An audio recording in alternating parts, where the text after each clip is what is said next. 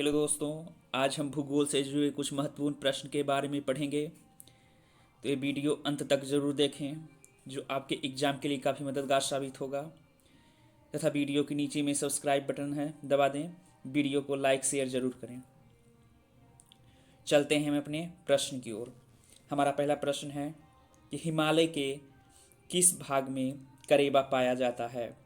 तो इसका सही आंसर होगा कश्मीर हिमालय, ऑप्शन डी इसका सही आंसर होगा। दोस्तों, बढ़ते हैं हम अपने अगले प्रश्न की ओर। हमारा अगला प्रश्न है कि लोकटक झील किस राज्य में स्थित है। तो इसका सही आंसर होगा ऑप्शन सी मणिपुर, क्योंकि मणिपुर में लोकटक झील स्थित है। बढ़ते हैं हम अपने अगले प्रश्न की ओर। हमारा अगला प्रश्न है कि निम्न में से कौन अंडमान द्वीप समूह को निकोबार द्वीप समूह से अलग करता है। तो इसका सही आंसर होगा दोस्तों option C 10 degree channel. 10 degree channel ही अंडमान द्वीप को निकोबार द्वीप से अलग करता है, इसलिए ऑप्शन सी इसका सही आंसर होगा। दोस्तों, बढ़ते हैं हम अपने अगले प्रश्न की ओर। हमारा अगला प्रश्न है कि विश्व में सबसे अधिक कोयला उत्पादन करने वाला देश कौन है। तो इसका सही आंसर होगा दोस्तों चीन, क्योंकि चीन ही विश्व में सबसे अधिक कोयला उत्पादन करता है, इसलिए ऑप्शन सी सही आंसर होगा। दोस्तों, बढ़ते हैं अपने अगले प्रश्न की ओर। हमारा अगला प्रश्न है कि राजस्थान के कुल क्षेत्रफल का कितना प्रतिशत हिस्सा थार मरुस्थल में स्थित है। तो इसका सही आंसर होगा ऑप्शन सी 60%। 60% ही जो है थार मरुस्थल में स्थित है। सी ऑप्शन सही होगा। दोस्तों, बढ़ते हैं अपने अगले प्रश्न की ओर। हमारा अगला प्रश्न है कि भारत का सबसे बड़ा नमक उत्पादक राज्य कौन है।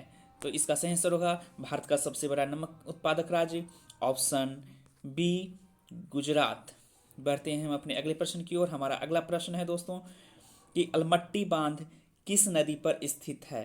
तो इसका सही आंसर होगा अलमट्टी बांध कृष्णा नदी पर स्थित है, ऑप्शन ए इसका सही आंसर है। दोस्तों, बढ़ते हैं हम अपने अगले प्रश्न की ओर। हमारा अगला प्रश्न है पीर पंजाल पर्वत श्रेणी किस राज्य में स्थित है। तो इसका सही आंसर होगा दोस्तों पीर पंजाल जम्मू कश्मीर, ऑप्शन बी। बढ़ते हैं हम अपने अगले प्रश्न की ओर। हमारा अगला प्रश्न है भारत में अधिकतर किस प्रकार के वन पाए जाते हैं। तो इसका सही आंसर होगा दोस्तों भारत में उष्णकटिबंधीय पर्वतीय वन पाए जाते हैं, ऑप्शन ए हमारा सही आंसर होगा। दोस्तों, बढ़ते हैं हम अपने अगले प्रश्न की ओर। हमारा अगला प्रश्न है कि निम्नलिखित में से भारत में ही उत्पन्न होने वाली सबसे लंबी नदी कौन सी है। तो इसका सही आंसर होगा सबसे लंबी नदी गंगा, ऑप्शन बी। हमारा अगला प्रश्न है दोस्तों निम्नलिखित में से भारत के किस राज्य की सीमा म्यांमार से नहीं लगती है।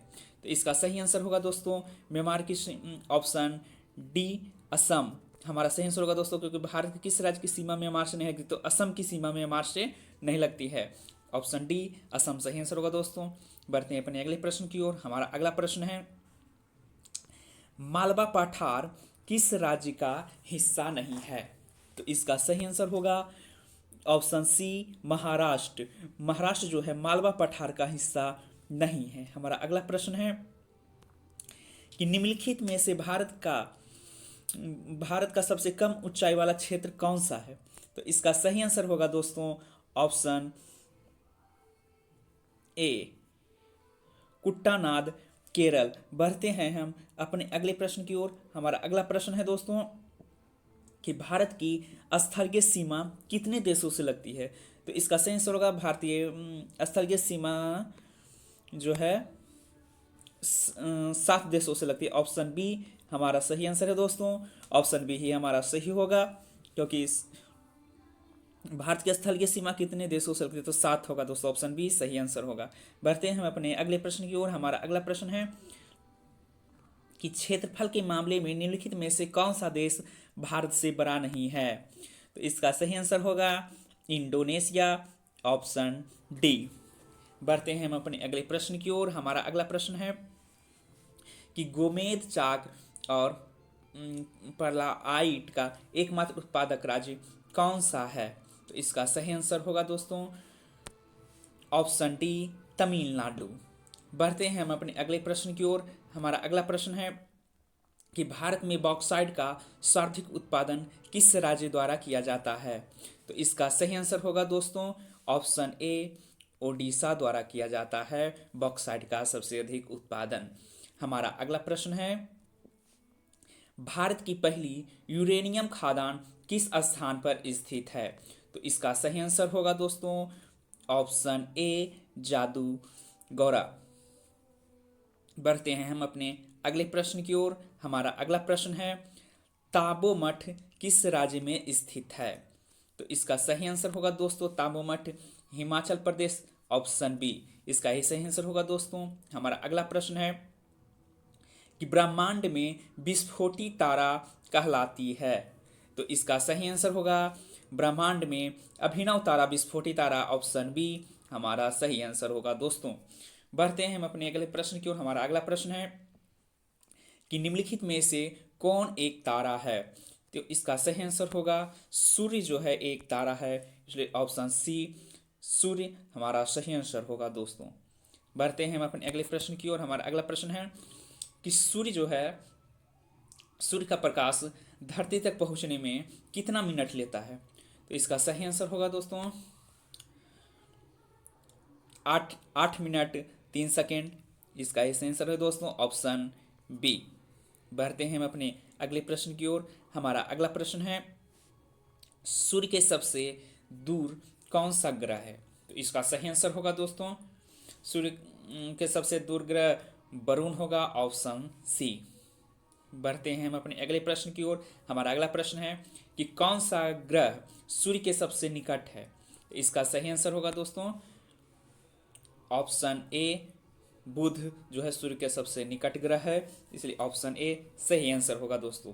बढ़ते हैं अपने अगले प्रश्न की ओर। हमारा अगला प्रश्न है कि किस ग्रह में चंद्रमा की तरह कलाएं होती है? तो इसका सही आंसर होगा ऑप्शन सी बुध। बुध में ही चंद्रमा की तरह कलाएं होती है। हमारा अगला प्रश्न है बुध जो है सूर्य का एक चक्कर लगाने में कितना समय लेता है? तो इसका सही आंसर होगा ऑप्शन बी 88 दिन। 88 दिन ऑप्शन बी। बुध जो है सूर्य का चक्कर लगाने में 88 दिन लगाता है, ऑप्शन बी सही आंसर है दोस्तों।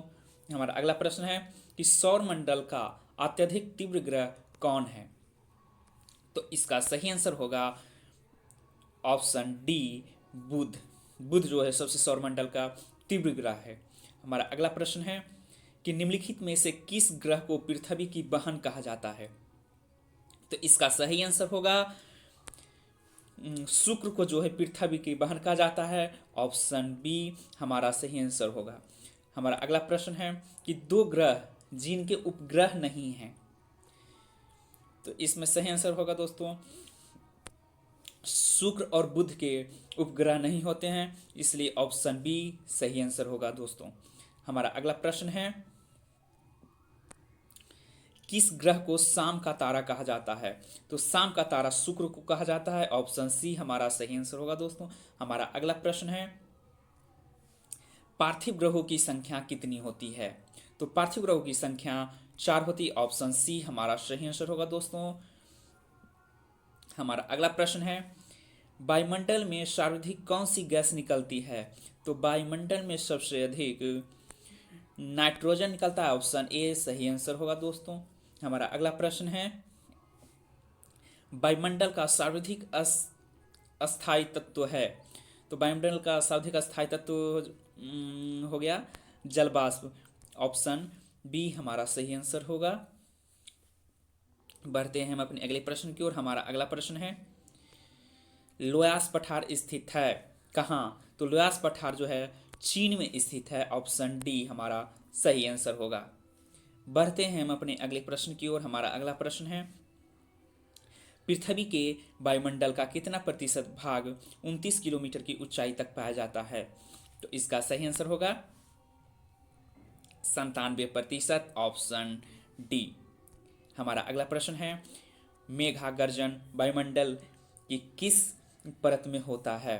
तो इसका सही आंसर होगा ऑप्शन बी क्षोभ मंडल। हमारा अगला प्रश्न है, सूर्य की तीव्र किरणों द्वारा झुलसाने से वायुमंडल की कौन सी गैस हमारी रक्षा करती है? तो इसका सही आंसर होगा ओजोन, ऑप्शन बी। बढ़ते हैं हम अपने अगले प्रश्न की ओर। हमारा अगला प्रश्न है, शांत पेटी किस रेखा के दोनों ओर पाई जाती है? तो इसका सही आंसर होगा, शांत पेटी जो होता है भूमध्य रेखा, ऑप्शन बी, भूमध्य रेखा की ओर। हमारा अगला प्रश्न है, निम्नलिखित में से किसे प्रकृति का सुरक्षा बल्ब कहा जाता है? तो इसका सही आंसर होगा ऑप्शन ए, ज्वालामुखी। ज्वालामुखी है जो है प्रकृति का सुरक्षा बल्ब होता है, ऑप्शन ए सही आंसर होगा। बढ़ते हैं हम अपने अगले प्रश्न की ओर। हमारा अगला प्रश्न है कि विश्व का सबसे ऊंचा ज्वालामुखी पर्वत कोटोपैक्सी कहाँ स्थित है? तो इसका सही आंसर होगा option D, Ecuador.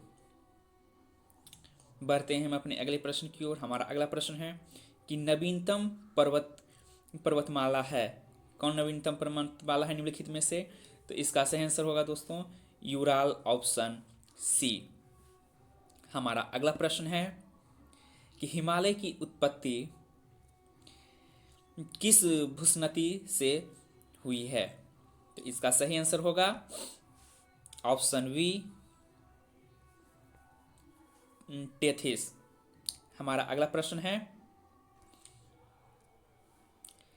Mount Everest ज्वालामुखी निम्नलिखित में से किस महाद्वीप में स्थित है? तो माउंट एवरेस्ट ज्वालामुखी अंटार्कटिका में स्थित है, ऑप्शन ए सही आंसर होगा। बढ़ते हैं अपने अगले प्रश्न की ओर। हमारा अगला प्रश्न है, वायुमंडल में सबसे अधिक ओजोन कहाँ पर केंद्रित है? तो इसका सही आंसर होगा ऑप्शन ए, स्ट्रेटोस्फियर। हमारा ये सही आंसर होगा। हमारा अगला प्रश्न है, पृथ्वी की सतह से सबसे दूर वायुमंडलीय परत किस नाम से विदित है? तो इसका सही आंसर होगा अयान मंडल, ऑप्शन सी। हमारा अगला प्रश्न है, संचार उपग्रह किस वायुमंडलीय स्तर में स्थित होते हैं? तो इसका सही आंसर होगा ऑप्शन सी, अयान मंडल। हमारा अगला प्रश्न है, वायुमंडल के किस भाग में जलवाष्प की कुल मात्रा का 90% भाग विद्यमान रहता है? इसका सही आंसर होगा क्षोभ मंडल, ऑप्शन सी। बढ़ते हैं अपने अगले प्रश्न की ओर। हमारा अगला प्रश्न है, सामान्य वायु दाब पाया जाता है? तो इसका सही आंसर होगा सामान्य दाब जो होता है सागर तल पर पाया जाता है, ऑप्शन सी सही आंसर होगा। हमारा अगला प्रश्न है, वायुदाब में अचानक आने वाली कमी निम्न में से किसका सूचक होती है? तो इसका सही आंसर होगा तूफानी मौसम का सूचक, ऑप्शन ए। हमारा अगला प्रश्न है कि वायुमंडल का कौन सा भाग रसायन मंडल का एक भाग है? तो इसका सही आंसर होगा ओजोन मंडल, ऑप्शन डी। हमारा अगला प्रश्न है कि उच्च दाब क्षेत्र से भूमध्य सागर की ओर चलने वाली पवनें होती है? तो इसका सही आंसर होगा व्यापारिक पवनें, ऑप्शन ए। हमारा अगला प्रश्न है दोस्तों कि हवाई जहाज प्रायः किस में उड़ते हैं?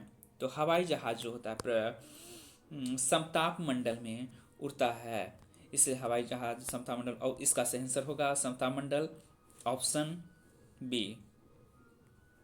दोस्तों अगर ये वीडियो आपको अच्छा लगे तो वीडियो को सब्सक्राइब जरूर करें, शेयर जरूर करें, लाइक जरूर करें, ताकि आपको फिर से वीडियो प्राप्त हो सके। धन्यवाद।